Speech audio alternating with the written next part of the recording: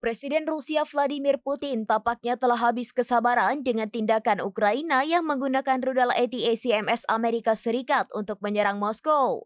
Sebagai respon atas tindakan sembrono Ukraina tersebut, Putin akhirnya menyetujui terkait perubahan doktrin nuklir Rusia pada Selasa 19 November 2024 lalu, di mana awalnya Moskow memproduksi senjata nuklir sebagai pencegah, namun kini bisa digunakan untuk menyerang.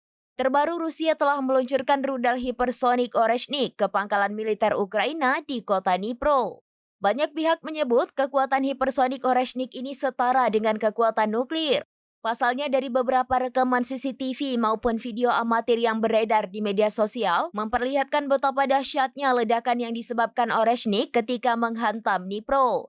Mengutip tribunnews.com pada Sabtu 23 November 2024, seusai keberhasilan serangan itu, Presiden Putin berencana akan memproduksi massal rudal Oreshnik. Hal itu disampaikan Putin selama pertemuan dengan perwakilan Kementerian Pertahanan Rusia dan Kompleks Industri Militer Nasional pada Jumat 22 November. Putin mengatakan pasukan Rusia masih memiliki persediaan sistem rudal yang siap digunakan. Ia mengklaim akan terus menguji rudal Oreshnik termasuk dalam kondisi pertempuran.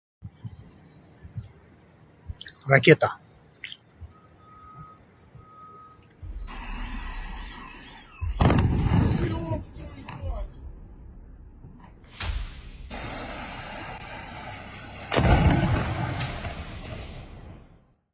Download Tribun X sekarang, menghadirkan lokal menjadi Indonesia.